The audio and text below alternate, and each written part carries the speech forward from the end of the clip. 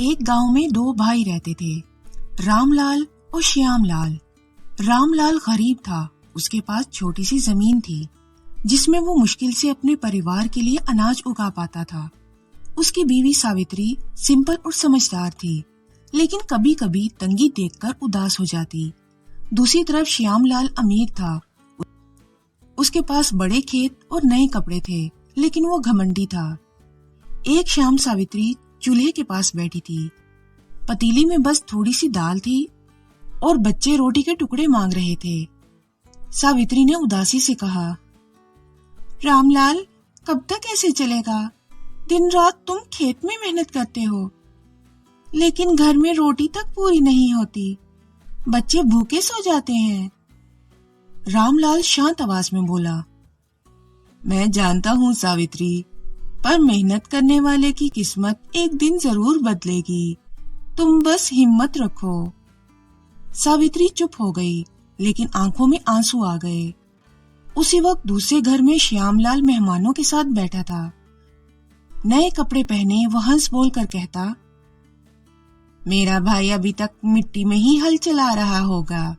बेचारे के पास ना पैसा है न सुख। मैं तो कहता हूँ ऐसे लोगों की जिंदगी का क्या मजा। मेहमान हंसने लगे और श्यामलाल की बीवी फखर से मुस्कुराई। अगली सुबह कुएं पर दोनों भाई मिले। श्यामलाल ने ताना मारा, रामलाल, तुम्हारी जमीन तो अभी तक फसल भी नहीं देती होगी। तुम्हारे बच्चे भूखे ही रहते हैं ना? रामलाल शांति से बोला, भगवान ने जितना दिया है मैं उसमें खुश हूँ भाई। दिन रात मेहनत करता हूँ, एक दिन अच्छे दिन जरूर आएंगे। श्यामलाल हंसकर बोला, अरे बस करो, तुम्हारे सपने कभी सच नहीं होंगे।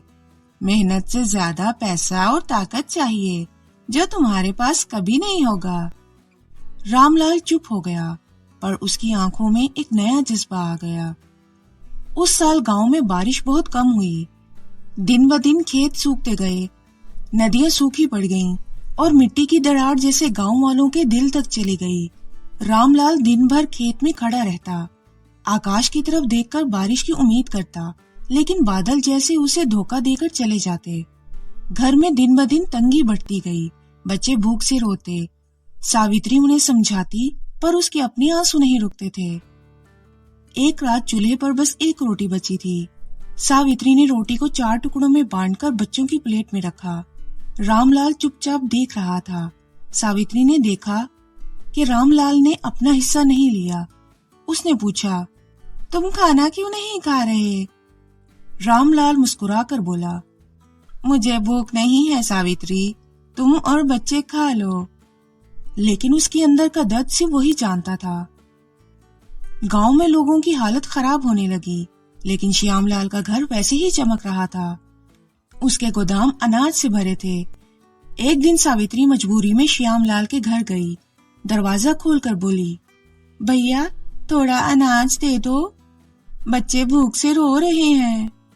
श्यामलाल की बीवी ने उसे सर से ऊपर से नीचे तक देखा और नाक से आवाज निकालकर बोली, हम तुम जैसे लोगों को बार बार अनाज देने लगे तो अपने बच्चों को क्या खिलाएंगे? जाओ, अपने गरीब पति से कहो और मेहनत करे। श्यामलाल भी वहीं आ गया और हंसकर बोला, सावित्री, तुम्हारा पति बेकार मेहनत करता है। जमीन तो तुम्हारी कुछ नहीं देती और तुम्हें लगता है किस्मत बदलेगी। तुम लोग सपने देखना छोड़ दो। सावित्री की आंखों में आंसू आ गए। वो चुपचाप घर लौट गई। उस रात उसने रामलाल से कहा, हमने श्यामलाल से मदद मांगी थी, लेकिन उसने सबके सामने हमारी बेइज्जती कर दी। रामलाल ने गहरी सांस लेकर कहा, मैं जानता था सावित्री, वो मदद नहीं करेगा, लेकिन याद रखो, हमारी जिंदगी का सहारा सिर्फ हमारी मेहनत है। भगवान भी एक दिन हमारी कोशिश देखकर जरूर रहम करेगा। अगले दिन रामलाल ने फैसला किया कि अब सिर्फ खेत का इंतजार नहीं करेगा। सुबह सुबह वो जंगल गया और लकड़ियां काटकर बाजार में बेचने लगा। कभी किसी की बैलगाड़ी खींचता, कभी मजदूरी करता, दिन भर पसीना बहाता। रात को कुछ सिक्के लेकर घर लौटता।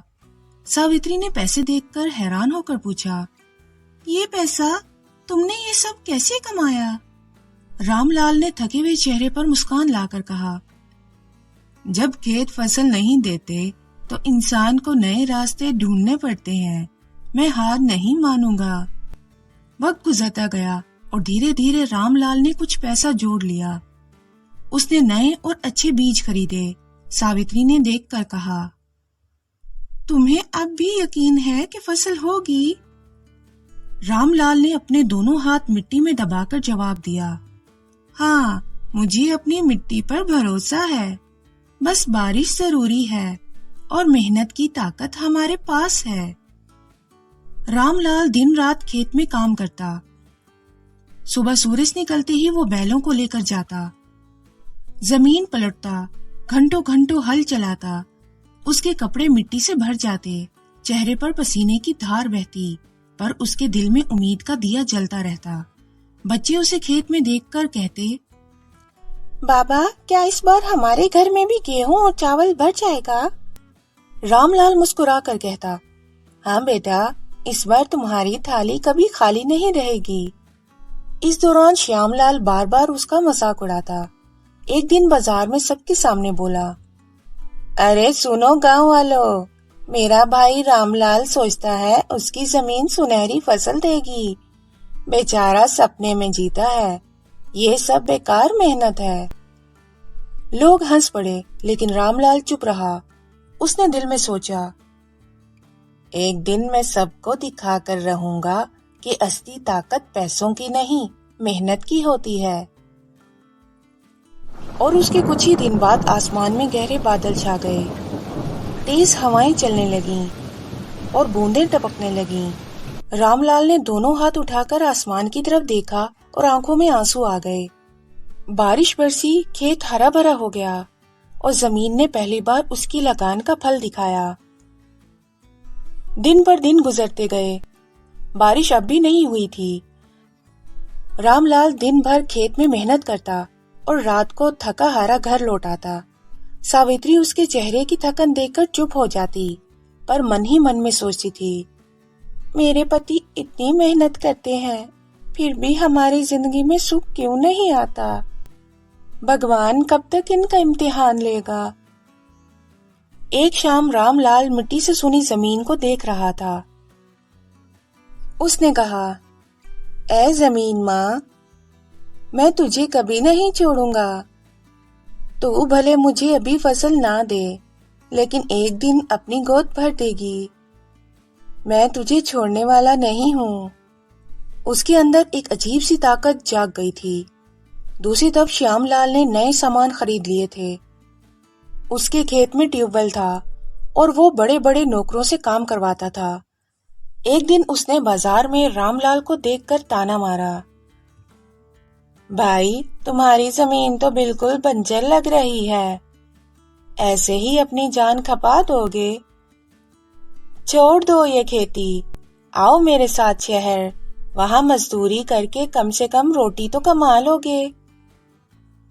रामलाल की आंखों में आंसू आ गए, पर उसने अपने आंसू छुपाते हुए कहा, नहीं भाई, मैं जमीन नहीं छोड़ूंगा। ये मेरी जिंदगी है, ये मेरी पहचान है। उस रात सावित्री ने देखा कि रामलाल चारपाई पर पलट पलट कर रहा था। उसने प्यार से पूछा, रामलाल, क्या सोच रहे हो? रामलाल ने गहरी सांस लेकर कहा, सावित्री, मुझे लगता है किस्मत से लड़ाई करनी पड़ेगी।